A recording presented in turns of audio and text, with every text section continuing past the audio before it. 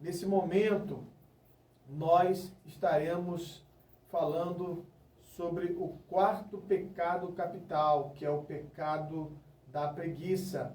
Meus amados irmãos, nós estamos hoje, mais uma vez, dando sequência a uma série de mensagens, os 7 pecados capitais. Nós damos o início falando sobre o pecado do orgulho, depois falamos sobre o pecado da inveja, terceiro falamos sobre o pecado da ira, e hoje nós estaremos dando sequência falando sobre o pecado da preguiça. O pecado da preguiça. Pois bem, vamos ler um texto na palavra de Deus,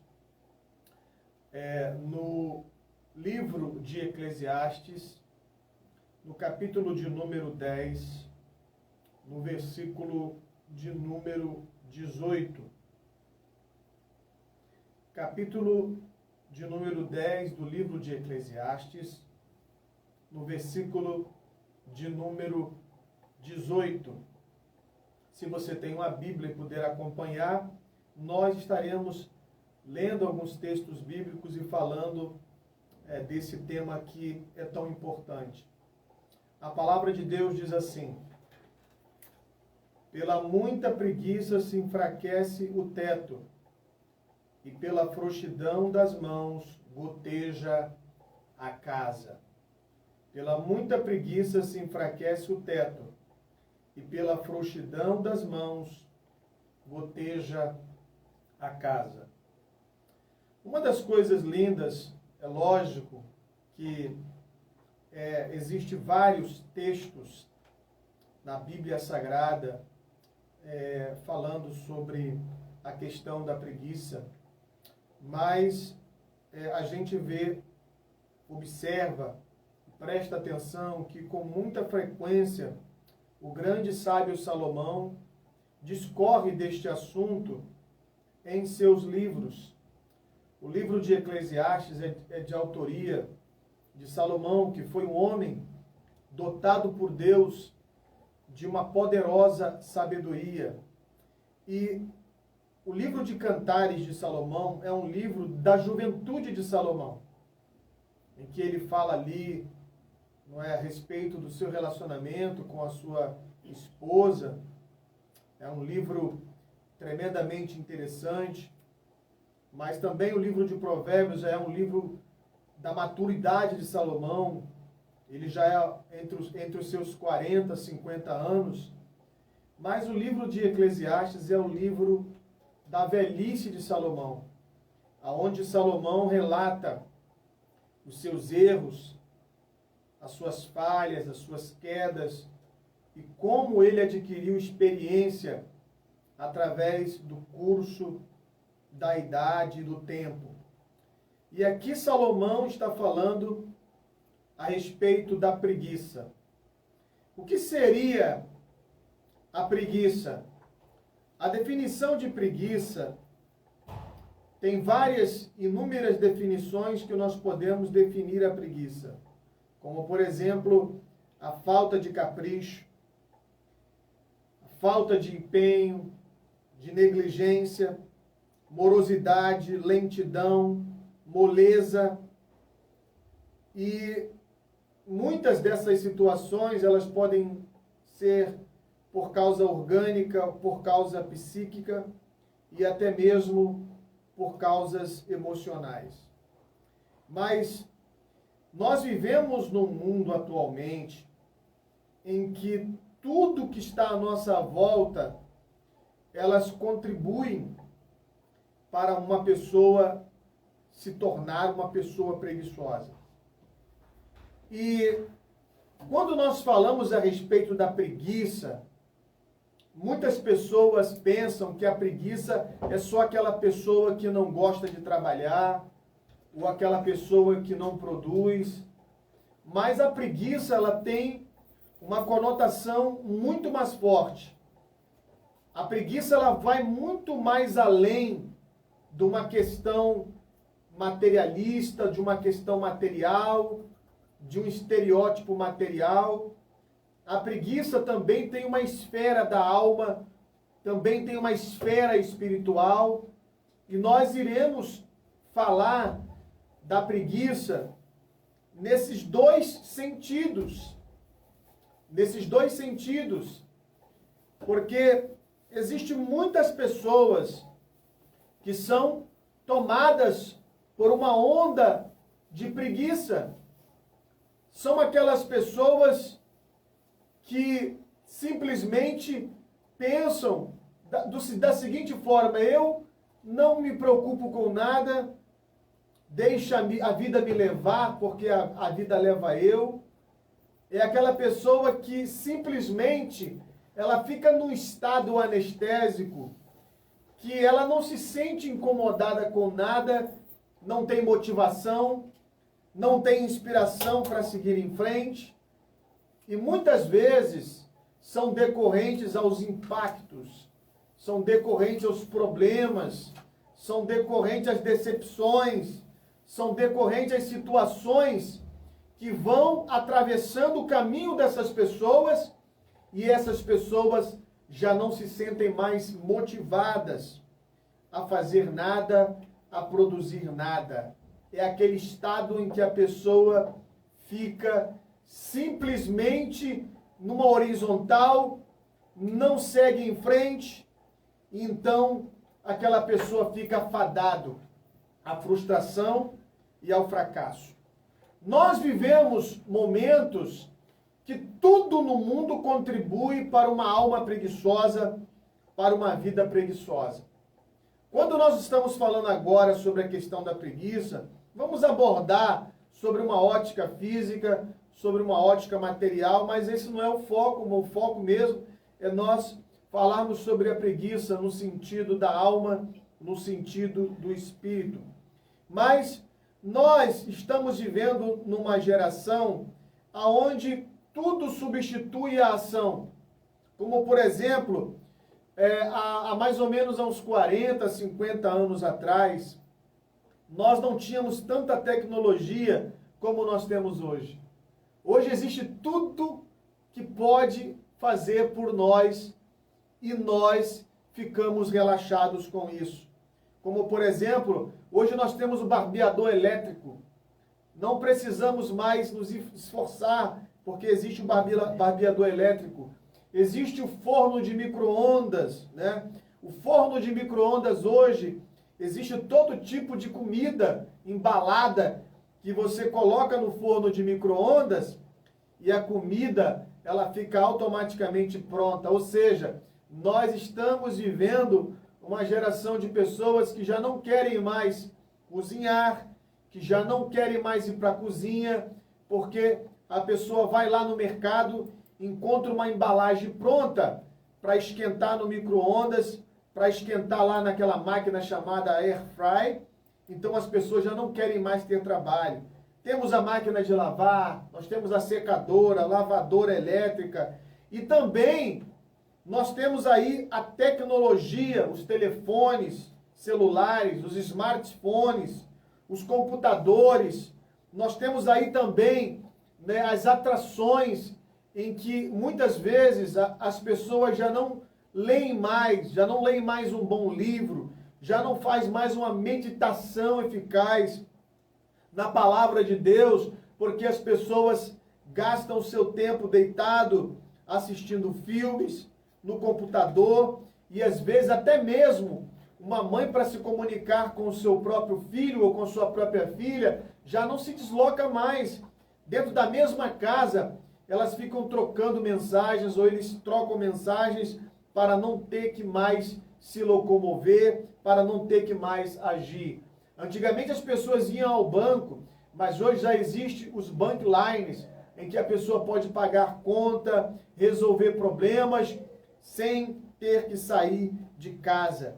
Nós estamos vivendo uma geração dos fast foods, onde as pessoas preferem comer comidas rápidas, mas essas comidas, elas não são alimentos sólidos, não têm nutrientes. E na maioria das vezes nós estamos vivendo uma geração onde as pessoas têm problemas de saúde, têm problemas gastroenterais, têm problemas com ansiedade devido a uma geração que se prepara para a lentidão, a uma geração que se prepara para a ociosidade, uma geração que se prepara para as frustrações, porque nós estamos levando uma geração para o botão, aonde você não tem que fabricar nada, aonde tudo vem de mãos beijadas ao seu colo e você não tem que produzir nada. Então nós estamos vivendo uma geração em que as pessoas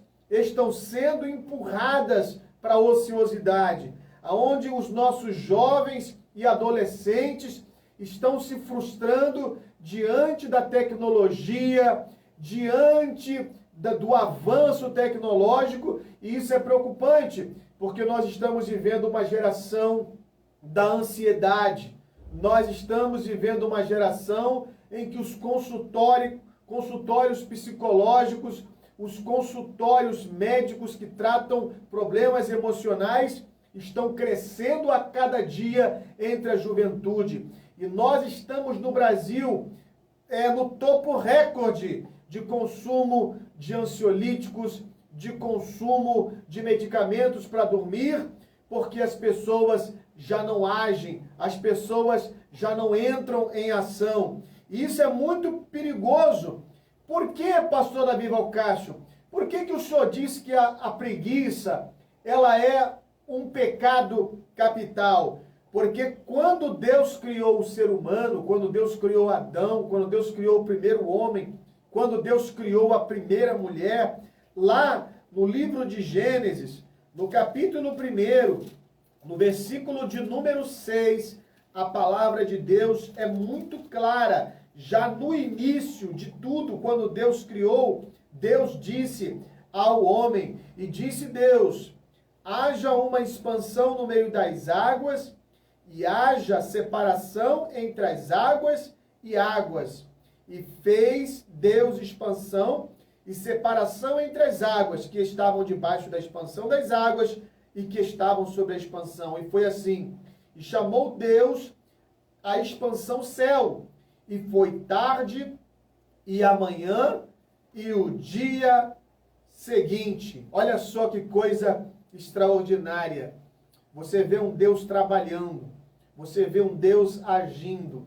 Você vê um Deus poderoso? Sim. Você vê um Deus grandioso? Sim. Mas você vê um Deus agindo. A Bíblia diz que já o primeiro capítulo do livro de Gênesis mostra ação.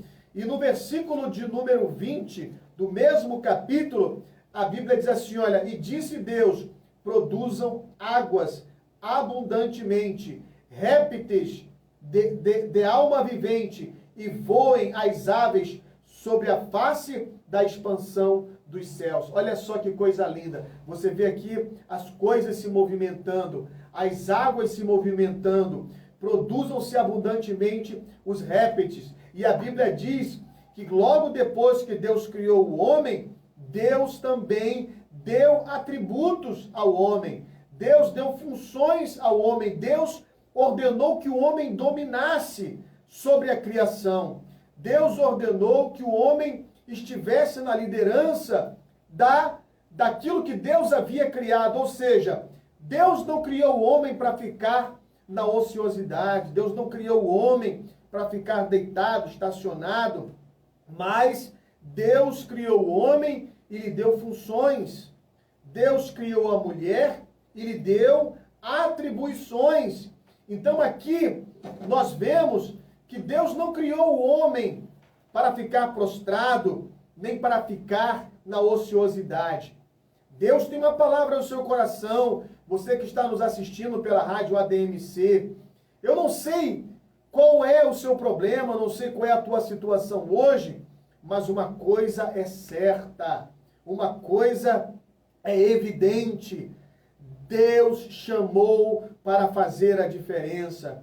Deus lhe chamou para impactar uma geração. Deus lhe chamou para fazer a diferença dentro da sua casa, em primeiro lugar, na sua comunidade. Eu não sei o que você está passando, a situação que você está enfrentando, mas uma coisa é certa, Deus não lhe chamou para ficar na ociosidade. A Bíblia diz lá no Evangelho de João, no capítulo 5, no versículo de número 17, que o Senhor Jesus disse assim: olha, o meu Pai trabalha até agora e eu trabalho também. Eu fico imaginando um Deus no céu, velando por nós, velando por cada cristão, fazendo a terra girar, fazendo o sol brilhar, porque a Bíblia diz que Paulo diz que Deus sustenta todas as coisas através da força do seu poder.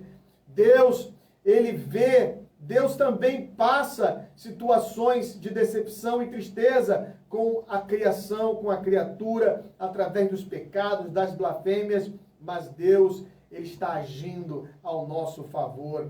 Receba esta palavra hoje, receba esta palavra agora, porque Deus não nos chamou para ficar estacionados, para nós não ficarmos estacionados. Deus nos chamou para nós estarmos em movimento. Coisa linda é a criação, porque Deus criou a terra e a terra está constantemente em movimento. Né? A Bíblia diz que a lua, ela gira em torno da terra. O sol, a terra gira em torno do sol. E os próprios astrofísicos concordam que o universo está em expansão, ou seja, o universo está se movendo. O universo está se movendo. O nosso coração está em constante movimento. Em menos de um segundo ele faz um batimento e o nosso sangue está constantemente correndo através do nosso corpo. O átomo, que é uma partícula menor da matéria, a nuvem de elétrons está constantemente se movendo em uma nuvem eletrônica em torno do átomo. E isso faz com que haja produção de energia. Existe energia no átomo porque a nuvem de elétron está ali em subníveis em movimento. Ou seja, a criação, o universo, Deus, a Bíblia, é um exemplo de que nós não fomos chamados para estar prostrados. Talvez você está aí agora na sua casa, talvez você está aí agora escutando essa mensagem, assistindo esse programa. Deus não lhe chamou para ficar prostrado. Existe uma lei, que é a lei de Newton, que diz que quanto maior a aceleração da massa, maior é a força. Se você pegar um preguinho bem, que talvez não pese nem 3, 4 gramas, e se você colocar ele numa altura de não sei quantas altitudes, de não sei quantos quilômetros, e isso, se for jogado e cair no chão, vai fazer um buraco, sabe por quê? Porque quanto maior a velocidade da massa, maior é a sua força. Isso é a lei de Newton. Mas é lógico que não foi Newton que criou essa lei, ele só descobriu. Na verdade, essa é a lei de Deus. Quanto mais você se movimenta, mais você tem força. O diabo quer que você fique prostrado.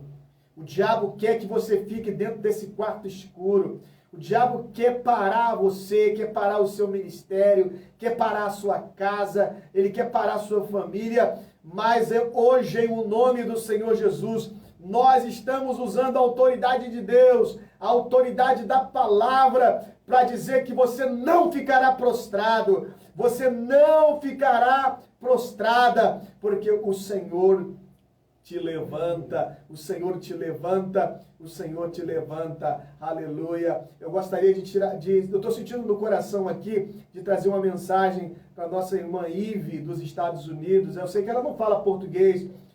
My sister Eve, Jesus Christ inspired me for say to you, no matter your situation, no matter your trouble, no matter your difficulty, what you are cross on, Jesus Christ call you for make the difference. Jesus Christ don't like that you stay stop. Jesus Christ would like to stand up you for you move on by glory of God. Receive this message, my sister Eve, from United States, by glory of God. Então aqui esta noite, Deus está me impulsionando a dizer para você que a preguiça, ela traz muitos problemas, na esfera física. Como, por exemplo, uma pessoa que está tomada pelo sentimento de preguiça, ela tem dificuldade de terminar o que começa. É terrível.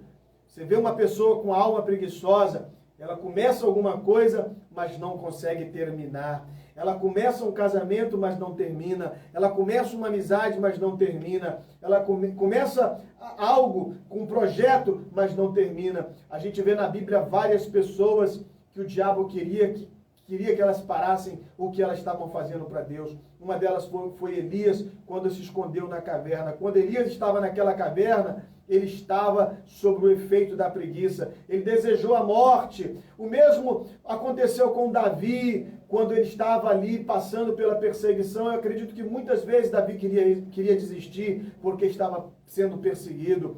Existem muitos casos de pessoas que começaram, mas não terminaram. Mas isso Deus não tem para você, Deus não quer para você. O diabo já perdeu. O preguiçoso tem dificuldade de terminar o que começa.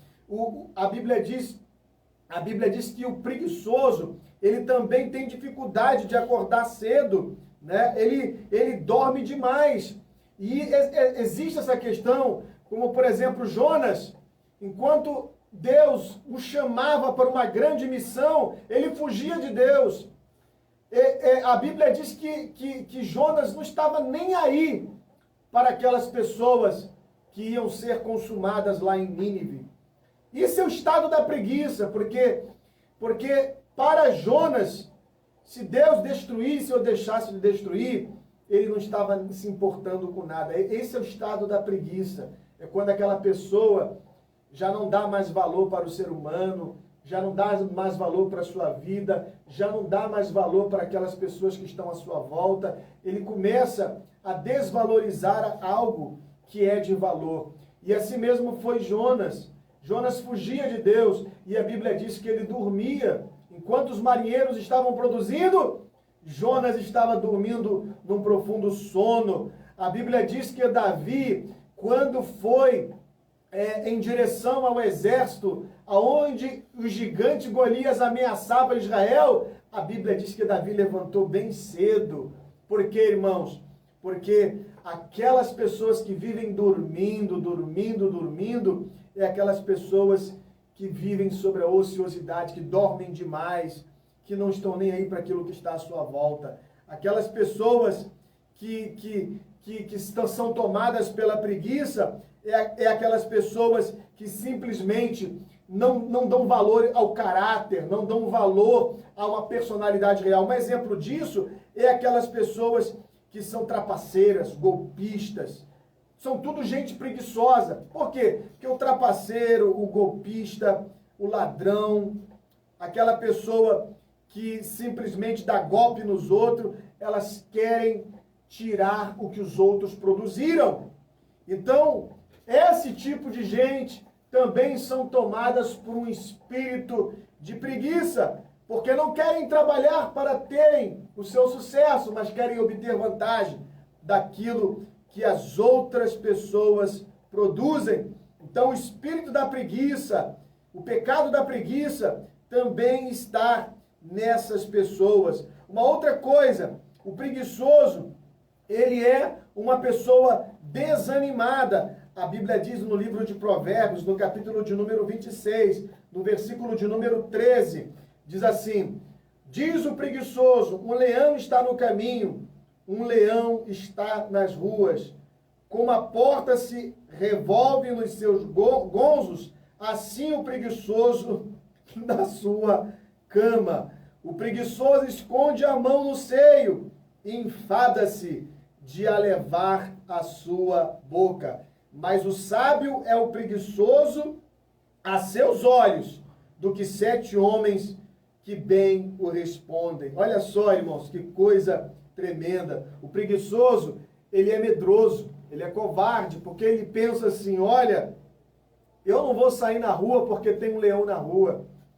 Então, muitas vezes, uma alma preguiçosa é uma alma covarde, porque, irmãos, nós vivemos num mundo onde os leões estão na rua. Nós vivemos num mundo onde a violência está na rua. Mas se todas as pessoas de bem se amedrontarem e se intimidarem e se acovardarem por causa do perigo estar na rua, o mal vence. O mal vence, o mal prospera. Então o preguiçoso, ele é pessimista. Ele diz, não, eu não vou fazer isso, porque isso é perigoso. Eu não vou fazer isso, porque isso aí é arriscado.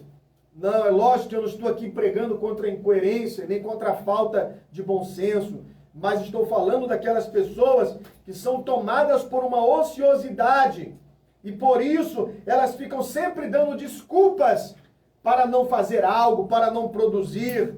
Então o preguiçoso é uma pessoa desanimada, é uma pessoa medrosa, é uma pessoa covarde. A Bíblia diz que quando Davi dá ali as últimas instruções para Salomão, que assumiu o reinado, no livro de 1 Reis, no capítulo 2, do versículo 2 ao 3, a Bíblia diz que o sábio, que Davi deu uma instrução a Salomão, seja homem, Salomão. Por quê? Porque uma pessoa, ela tem que ser corajosa, ela tem que ser ousada. Deus está dizendo para você, através dessa mensagem, levante a sua cabeça, saia, siga em frente, porque o Senhor é contigo, o Senhor é contigo, o Senhor pelejará por você. Uma outra coisa tremenda, a Bíblia diz, no livro de Eclesiastes, no capítulo de número 11, no versículo de número 4, diz assim a palavra do Senhor: quem observa o vento nunca semeará, e o que olha para as nuvens nunca cegará. A Bíblia diz que o preguiçoso, ele passa necessidade. Por quê? Porque ele não tem coragem, ele não tem disposição para produzir. Em Provérbios, capítulo de número 13, versículo de número 4, diz assim a palavra de Deus: a alma do preguiçoso deseja alguma coisa, mas nenhuma alcança, mas a alma dos diligentes engorda. Deus, esta noite, Ele quer abençoar a sua vida. Muita gente, nesse exato momento, muitas vezes está prostrado. E aí eu quero entrar numa questão emocional, que muita gente acha, muita gente pensa que a preguiça é só quando uma pessoa não quer trabalhar, quando uma pessoa rejeita algum tipo de trabalho material, mas muitas vezes a preguiça é uma questão existencialista, onde uma pessoa, muitas vezes, ela trabalha para fugir de si mesmo. Tem muita gente que está envenenada pela preguiça, mas trabalha.